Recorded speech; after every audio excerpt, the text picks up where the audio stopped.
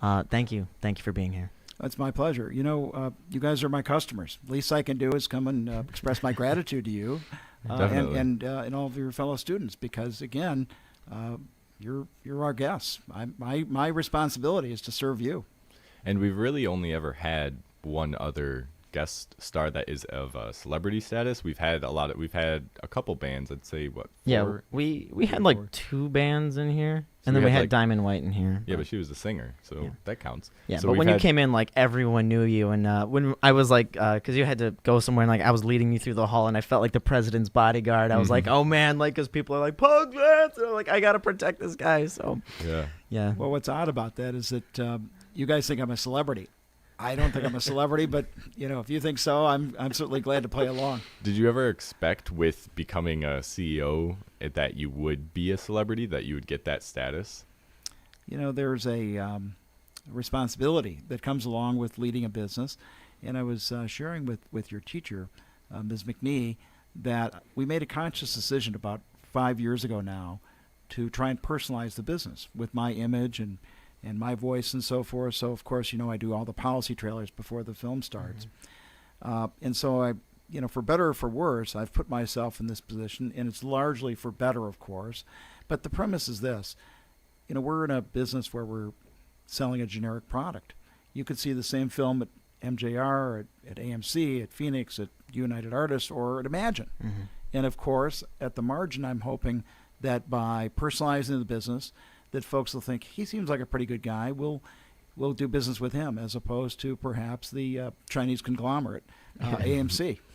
Yeah, because definitely, I mean, if I was in the car now, like after having had this exchange, and we're like, do you want to go to MJR? Do you want to go to Imagine? I'd be like, well, dude, I met Paul Glantz. We have to go to Imagine now. Well, thanks.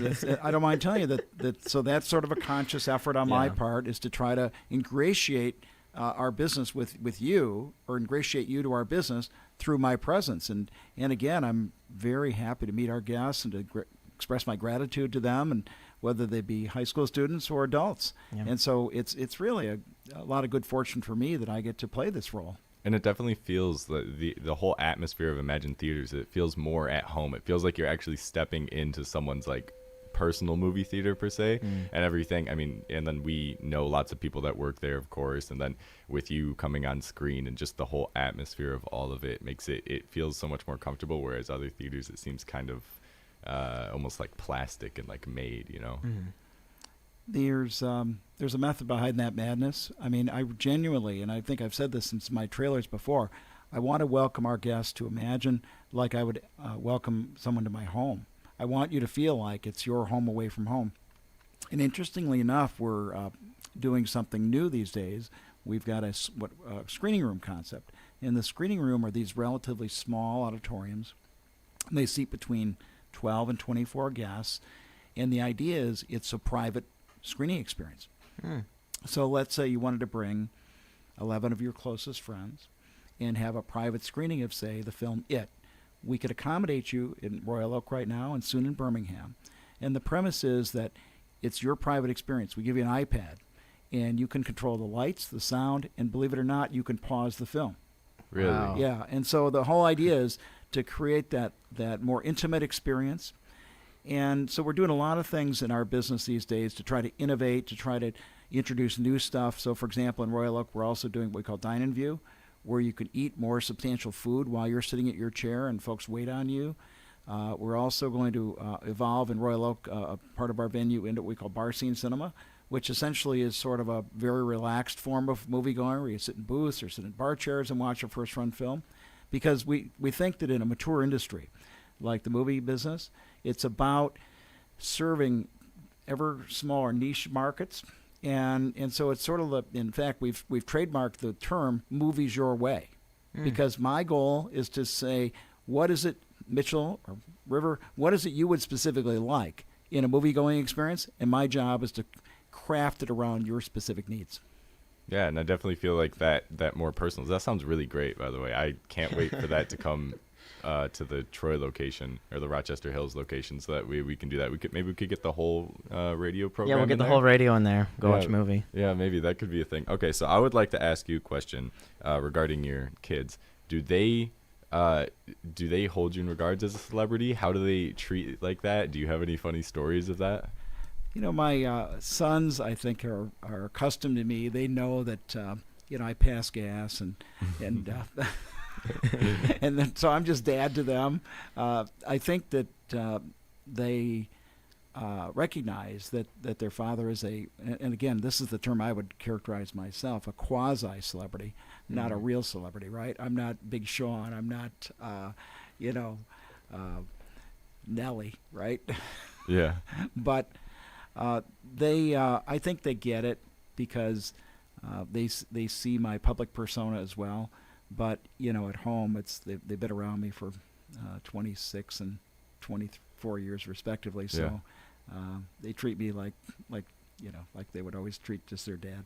Yeah. That's awesome for sure. I mean, I can't even imagine if I had just carrying around the name Glantz. I mean, I'm sure like even if they go to like Starbucks, what's a name for your order? They don't say their first name. They probably say their last name, right? I hope not. I hope they're not trying to play off of the business value, and they're not. They both have a lot of humility, which I think is a wonderful characteristic in a human. And so I don't think that either one of them derive much value from the fact their dad's in the movie business. Well, that's great. I really appreciate that humility. We had a much more serious question that one of our teachers here, Miss Kramer, wanted to ask but didn't get a chance to. She wanted to know what you think the biggest challenge is that this generation faces today.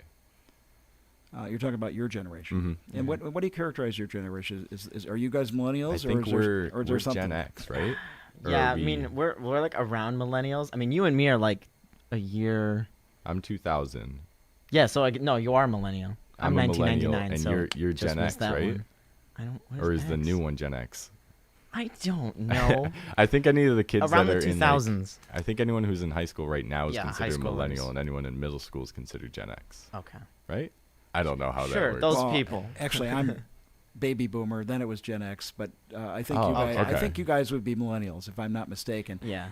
And I don't think there's a specific challenge for millennials any different than any other generation has faced. They're all somewhat different in terms of their culture and their value system and so forth. But I know there certainly is talk among folks my generation, my age, that young people have perhaps a different work ethic. Millennials are more inclined to insist upon and expect a work-life balance, whereas I was talking to a gentleman the other day about he's an employer as I am, and he said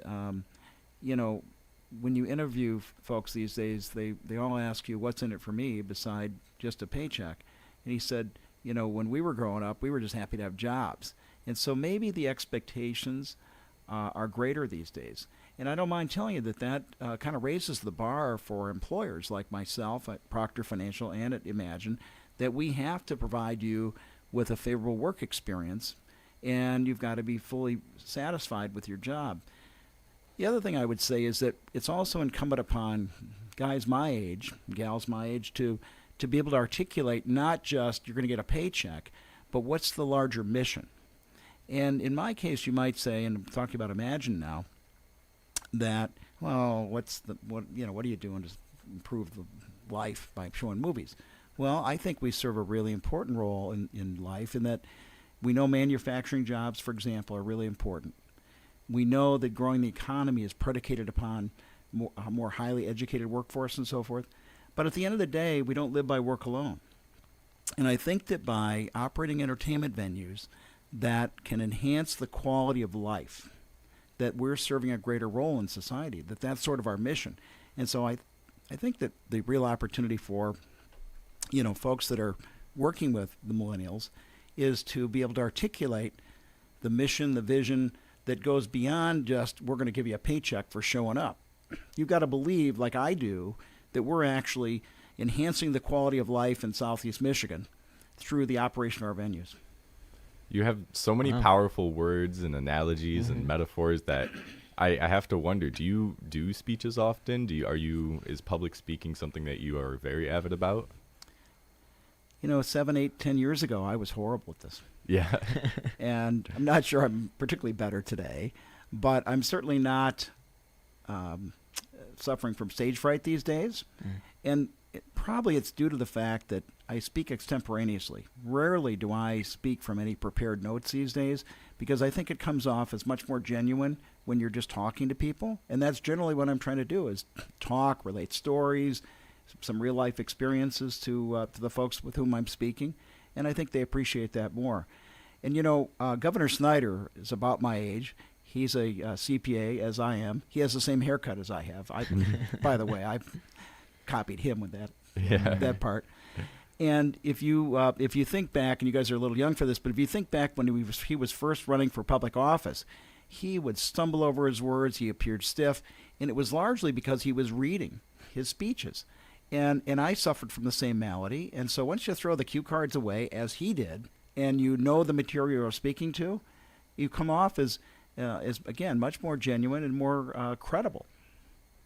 Yeah, when you were doing the Q&A, when we handed the microphone off to people for questions, and they asked you were like, oh, I've gotten this question a billion times. Let me just pull up my note card and see, go down the list to find out which one it is. You had your water bottle, you just sat on the stage, you looked him in the eye, and it's like you were just kind of having a conversation, and we all got the opportunity to listen in. And so it really, it portrayed that feeling of that very, very genuine conversation, that the honesty that you were speaking from, the heart and just what's in your head. Yeah, I mean, hopefully I thought before I spoke in most cases. I did bring up one issue I kind of regret now, and you could even blame me for it. Right. One of my the transgressions of my youth. But it's intended to be conversational. Mm-hmm. We're all humans. We're all, here on Earth, and I don't consider myself to be above anyone else. You guys pull on your pants the same way I do. And so the fact that we can converse like this in this setting or in a larger setting, I'm just very very grateful for the opportunity to do so. I'm actually grateful that folks would think I've got something to contribute that they were interested in hearing. I mean, that's always my biggest challenge. Gosh, did I hit on what you guys wanted to hear? Mm-hmm. Did I convey some nugget of information that folks can take away and perhaps it'll better their lives? Because ultimately, I want the time spent with me to be valuable. And do you feel that more genuine, on point, kind of conversation rather than reading off a cue card kind of relates to your social media following? Because that is more that you can just say and react to whatever kids or anyone is, tweeting you and whatnot. Is that why you enjoy it so much and why you're so active on that front? Yeah, I'm probably more active on social media than most guys my age. But it's part of, again, my genuine interest in connecting to our guests. You guys are my customers. And if I don't relate to you, if you think, he's just a stuffy old man who, is making a ton of money by selling us overpriced popcorn, you're not going to like me very well, are you? Yeah. And in fact, that question came up, what did I think of folks who brought food into the movie theater? So I don't like it very well. And the reason I want to bring this up is that the movie studios, the folks from whom we license the films, now receive about 60% of the box office receipts. So if you come and buy a $10 movie ticket, Disney or Warner Brothers, Universal, somebody like that is getting $6 of that 10. So what's left over? That $4 doesn't begin to allow us to keep a really nice venue and to allow us to give you that great experience. And so, but for the privilege of selling food and beverage items to young people and adults who come to the theaters, we would not have a viable business at all. Gotcha. Mitchell, anything you want to ask? You're kind of putting me on the spot there. Well, that was the point. Okay, so you got yourself a list. So we're gonna something like that. Like I said, we like, as we already covered, we like to now we're going off script because that's more natural. Right? I don't like. This is probably the worst part of radio is trying to prepare scripts. I would rather just wing it and have a conversation with you like anyone else would. And Miss McNee is terrorizing me through the window, telling me that stay on script. Yeah, tell me to stay on script. We have a little pop quiz for you, if that's all right. We want to try and get some just more fun questions out in the air. Go for it. Okay, what's your favorite color? Blue. Blue. What's your favorite soda? Although it should be purple because that's the maybe like, should. Cut that. No, it's purple. It's purple. I swear. Can we edit this? Yeah, we could maybe edit it in post. Yeah. Okay, and what's your favorite soda?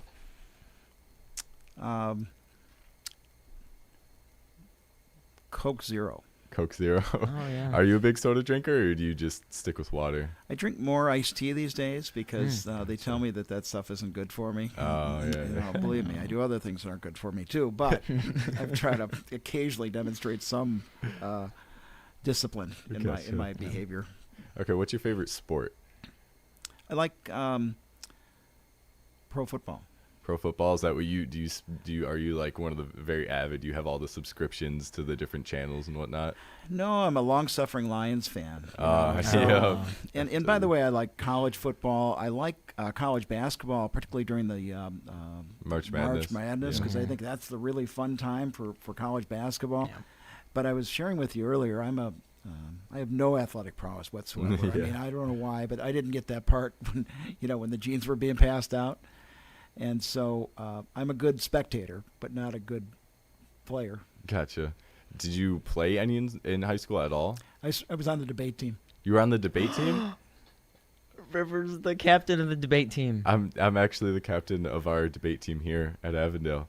Well, good for you. Well, look at the You know, irony. It's great training The coincidence. because you Special. learn to speak extemporaneously. You learn to think on your feet. It's all good stuff. Yeah, and I mean, I started in debate before I came to radio. I just walked in there one day with some friends because I knew I liked to argue with my parents, and then eventually, me and Mitchell took up arguing in class, and then I was like, "Hey, why don't we record this?" And then that's how we got here today. So yeah. Well, I don't think you've been argumentative with me. Yeah, at least not here. We have Not we have a yet. special guest. We're trying to play nice today. I'm going to say, you want to argue with me? Well, what do you want to argue about? Oh, maybe once you get off air, me and Mitchell will argue after some stuff. That's normally our Ram show format. Is just I say something and then he argues with me for an hour, and then that's the show. Because he's always wrong. It can happen. Okay, next pop question. What's your favorite candy? Oh, let's see. I don't do much candy, but I like Junior Mints. Junior Mints? Oh, that's my mom's favorite too. Well, or Snickers maybe, and Miss McNee apparently. All right. Do you watch Sunday cartoons? When you were growing up, did you ever watch Sunday cartoons? I did. In fact, they were on Saturday morning too when I was a kid. And one of the thoughts I've had is that years ago, before the start of a feature film at a movie theater, they would show cartoons. Mm-hmm. And I've actually thought about, is there a way we could bring that back? Well, I'm still thinking about it. I don't know quite how to do it with the licensing and the studio requirements and so forth, but I think it'd be really fun to be able to show some cartoons. And the studios do it themselves. Disney will oftentimes Exactly. put a short film before one of their feature-length products. the one they had growing up that I feel like played the most was the one with the little blue bird on the it was like on a power line or something with other birds, and they kept getting yelled at or something. Yeah, but I think that would be like a huge nostalgia piece, especially for parents, because like you said, it's all about enhancing that experience, because there's movies everywhere, but we still go to movie theaters because there's nothing like getting in and getting into your seat, and having the lights come down. I mean, it's just, it all works together very well. So I think that'd be super sweet to just kind of bring back those memories of the cartoons before the show. Definitely. I'm thinking about it. We'll see if we can make it happen. We'll Hey, see. that happened here first. Heard That's it here right. first. Wow. First. Okay. So on the topic of the Sunday cartoons, do you have a favorite? Do you have any nostalgia? Any that you remember that were something you just like always loved or waited for? Yeah, I'm trying to think of the name of it. I found it on the internet recently, and it had to do with it was a turtle character. So this goes back to my youth. This is a lot of years ago. And the turtle would always get himself into pickles, like predicaments. And the wizard would come in and save the turtle. And he would say, "Drizzle, drozzle, father home. Time for this one to go home." And I always thought, boy, I need somebody like that to pull me out of pickles. The wizard that comes along and Exactly. says a little rhyme. Yeah. I'm sure someone's like at home, like next to the radio, like, yeah, I know the show name. Like, I know Yeah. exactly what you're talking Yeah, about. we'll have to dig that up afterwards. I mean, Yeah, we'll have my to go find favorite it. growing up was always Tom and Jerry. I was a Bugs Bunny fan because You my were- dad was huge on Bugs Bunny, so. Special Well, place. and I was like Roadrunner too. Oh, Yeah, Because the definitely. anvil one. would fall and the Tasmanian devil and so Yeah. forth. I thought that was funny. Okay, next pop question: bow tie or tie? Tie. I don't know how to tie a bow tie. You don't, but if you had the aesthetic choice, if you did learn how to, would you start wearing a bow tie? I might, although it's a little too preppy for me. I didn't grow up in Grosse Pointe, so it wouldn't be my style. I feel like you always have on very interesting ties. I mean, yours right now looks very interesting. Well, this tie is a Dominic Pangborn tie, and Dominic Pangborn is an artist from the Detroit area. He does all kinds of different art, but he has a collection of ties. He used to actually have a store at the Detroit airport where I would buy my ties. Oh, really? Now I have to buy them online. But Dominic is another local business guy, and so I like to support Dominic by buying Pangborn ties. And if you ever watch like Fox 2 News, Huel Perkins wears his ties, and so they're readily identifiable. So whenever you go to, you look in your closet and you're like, I've worn these ones too often. You just look them up online and try and pick out another one. Yeah, occasionally you need to refresh your wardrobe of ties, right? Oh, maybe he could make you a special one with like the Emagine logo on it or something. Oh, Maybe yeah, you could make Emagine design ties. one. I'll buy one. I'll be your first buyer. That's a great idea. He somebody was wearing one the other day. We had the Ryder Cup at Oakland Hills about 10, 15 years ago, and he made a special tie in honor of the Ryder Cup. So I suppose we could do it for Emagine too. That's really awesome. Okay, next pop question. Do you have a favorite comedian? Favorite comedian? Well, I really like John Panette. Sadly he died just recently. Oh. But he really made me laugh a lot. Do you prefer stand-up or like the comedy genre of films and whatnot? Well, I'm big on stand-up. I like stand-up a great deal. And but I also think that's one of the genres that candidly is missing in action these days in feature films. You rarely see comedies produced for the big screen these days, and honestly, I don't know why.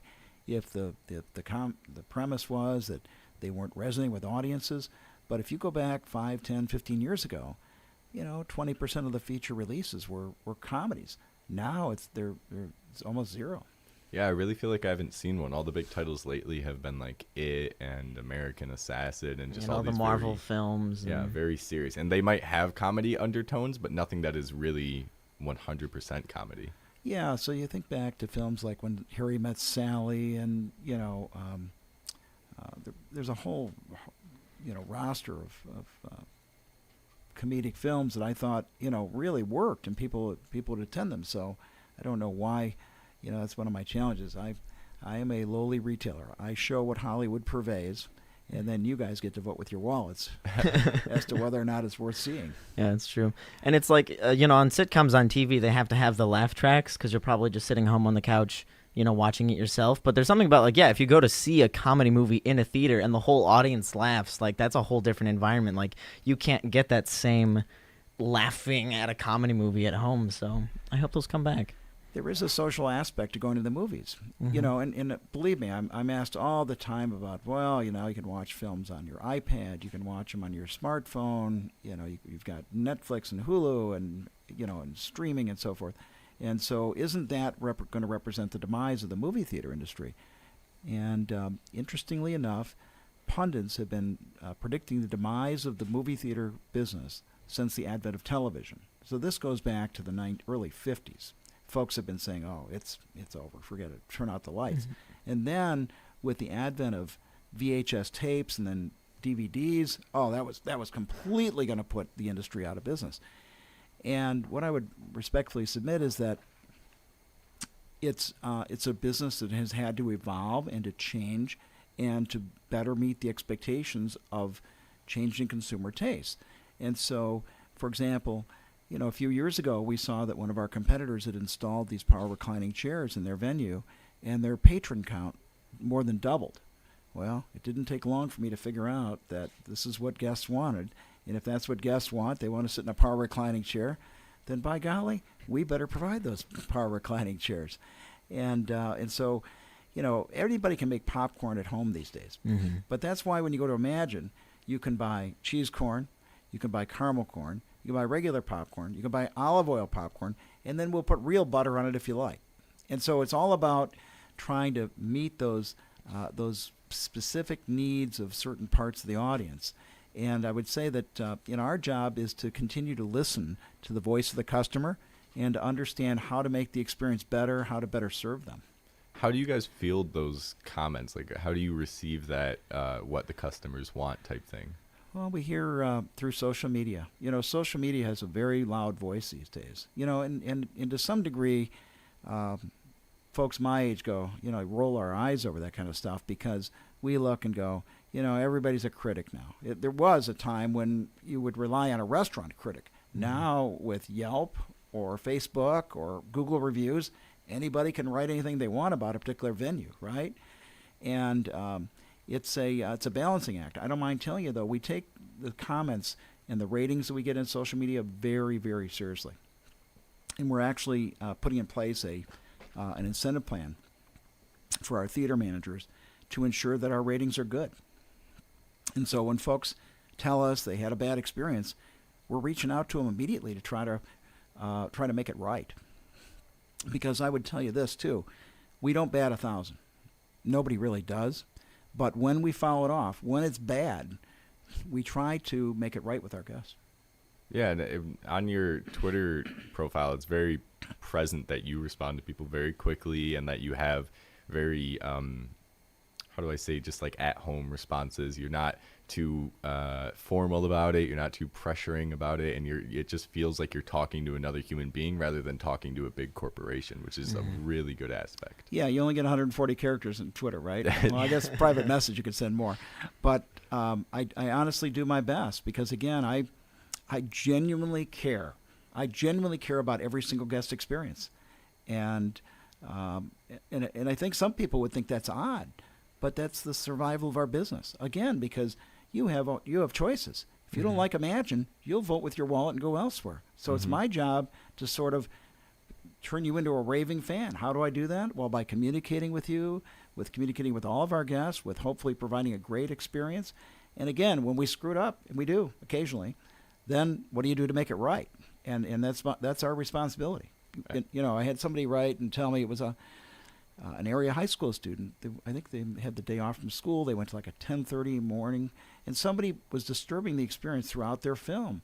And she was very gracious in telling me, you know, and I know this isn't your fault. It was like, no, it actually is our fault because we're supposed to usher the auditorium so that if your experience was disturbed, you're not going to pay for it.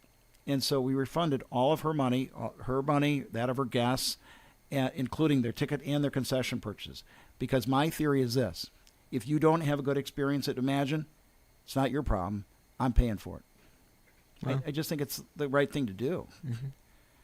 That's an awesome ideology and something that, you know, really has probably brought you a lot of success, one of the key features to your success. So you use the term raving fans, which I think is very, very present here at Avondale. Yeah. I mean, you heard the shouts and all the smiles, and the line of picture for people who want to take pictures was almost out the door. So with those raving fans, and I'm pretty active on Twitter, and I see all the stuff that comes from other Avondale students towards you, do you have a strangest Twitter message or a strangest Twitter tweet that you remember? Anything that was, you know, specifically just kind of threw you back? That one's really tough. Nothing comes to mind immediately. I just know that not everyone is gracious on social media. Let's just put it that way. Yeah. And, you know, if you heard my speech you did about the fact that we're auditioning every day, I think it's important for all of us to keep in mind that what we're posting on social media could be there for a long time, and college recruiters can see what you've posted, prospective employers can see what's been posted, and so, you know, using profanity or using or being negative, I think is not necessarily a really smart move. And so one of the things I always try to do in my social media posts is to be positive. You know, and I don't know if it's true. I mean, there are times I'm kind of angry or, you know, perturbed. Yeah. But I make a conscious effort never to be negative, no matter what the nature of the post is. That's really wonderful to hear. I think we're starting to run out of time here, so I think we're going to try and wrap it up. Thank you so much for joining. Thank you so much. It all started with just a Twitter message from and yeah, he sends me the picture. He's like, guys, I'm gonna text Paul Glantz. I'm gonna see if I can get him in. I'm like, River, that's not no, stop. Like, that's not going to happen. And then, like, a couple minutes later, there's your response saying, like, yeah, sign me up. And I'm, like, everyone in the chat is freaking out but here you are. Well, so thank you. I'm delighted to be here, genuinely. Yeah. I mean, I'm really glad to meet with all of you today. I hope that, I've had some little kernel of knowledge from an old